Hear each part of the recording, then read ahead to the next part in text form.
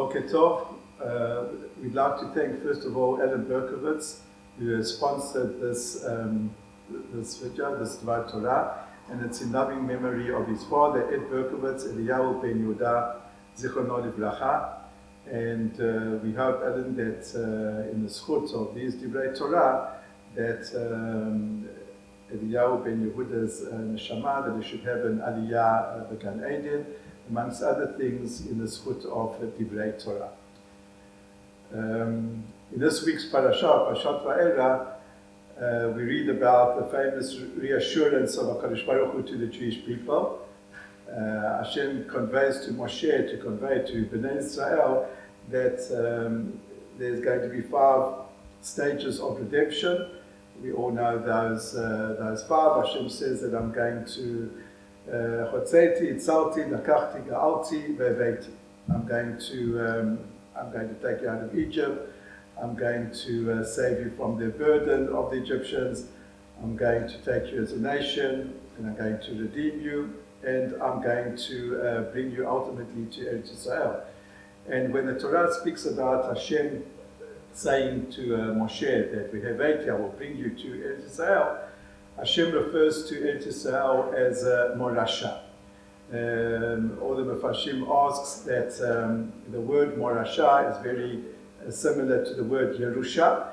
And what's the difference between Yerusha and Morasha? Basically, Yerusha is an inheritance, and Morasha is a heritage. And the difference between an inheritance and a heritage, there's a couple of differences, but one of the main differences is that inheritance you can do what you want with. You can inherit something, you can squander it, you can even destroy it. The point of an inheritance is that it comes to a person almost automatically, according to the Halacha, and because a person can do with it what he wants, so therefore this other difference between that and a heritage is that it's very temporary. Because a person can take his inheritance and he can use it up in a matter of years and have nothing to pass on to the next generation. But a heritage, a morasha, is something that a person cannot do with it what he wants.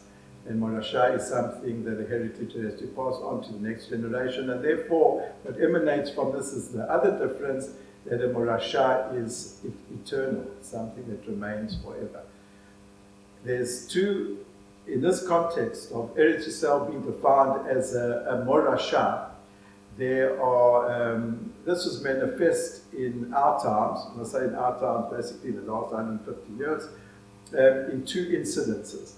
The one is that it was the basis of one of the famous points of a debate that took place between the great Tzaddik and brilliant statements of the Jewish people, spokesman of the Jewish people, the ambassador Yaakov Herzog. He was a Rav, he was Rav Pirushon Mishnayot, he had a doctorate in international law, the son of the Rabbi Rashi, Rav Yaakov Herzog, Zecher Tzadik Livracha, in which he debated the anti-Semitic professor, his name is Arnold Toynbee, in McGill University in 1961. Actually, it was now more or less this time, the 31st of January 1965. And in this debate, Toynbee, he raised certain things already in 1961, the way the Jews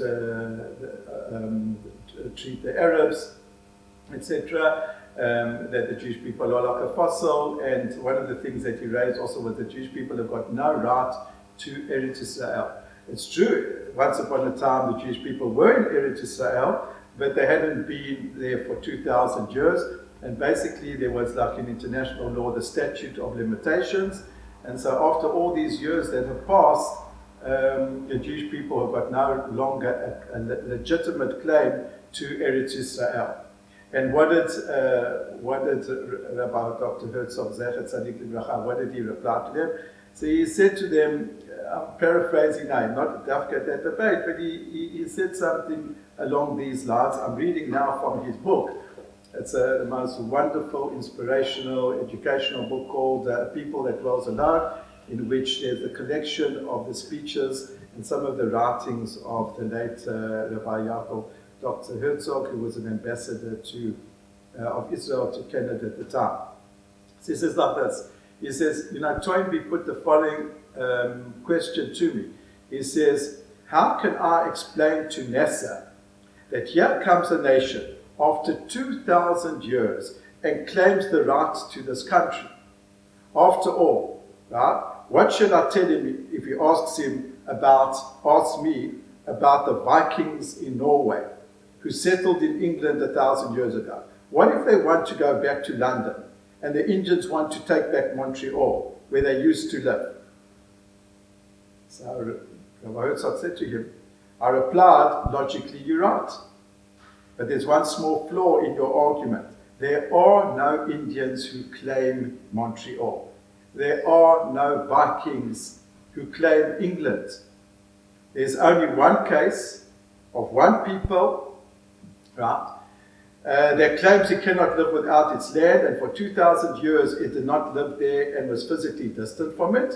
In some abstract spiritual sense, beyond time and human's grasp, we were part of the land. In other words, that the Jewish people did not accept the statue of revelation, because every single Jew every day, whether he was davening or was benching, he said every single day for 2,000 years. So what is being said over here? This is the manifestation when Hashem said to Moshe that Israel will be for us a morasha. Hashem planted in the soul of the Jewish people that the Jewish people will never relate to Eretz Israel as a Yerusha.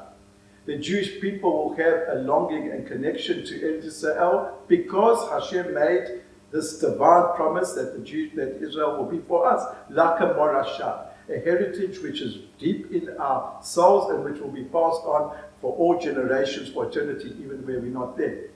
So correct, from the point of view, a human point of view, a mankind point of view, there is a law of limitations. But that law of limitations is not applied to the Jewish people because there is a divine law. And that divine law put into the souls of the Jewish people the connection to Eretz Yisrael even when they're not there, because we relate to it as a morasha. The second incident, which I want to be very brief about, is that in the 1920s there was when there was tension in Eretz Israel. So the Arabs threatened that if the Jewish people don't relinquish the Kotel to their authority and to their jurisdiction, they're going to carry out tremendous pogroms. And there was a delegation of people in the Yeshuv who came to Rav Kook that he should sign a letter that the Jewish people are relinquishing certain rights to the Kotel, at least to avoid bloodshed. And Rav Kook said to them, I refuse to sign such a letter. They said, but it's pikuach nefesh. He said, I'm not signing such a letter, and he didn't. And he says, the Kotel Maravi is not for us to pass on to the land. It doesn't belong to me. It's not my private territory. And therefore, with all the threats and all the tremendous lachats and pressure that he was to sign the letter, he didn't. And we met there weren't pogroms. And this is another manifestation of this principle of morasha, that the whole of Eretz Israel, but the Kushut Yushalayim, is like even more so, that we relate to it. We have in it this notion of it being a morasha. Morasha means, therefore, it's not like an inheritance that I can do with it whatever I want.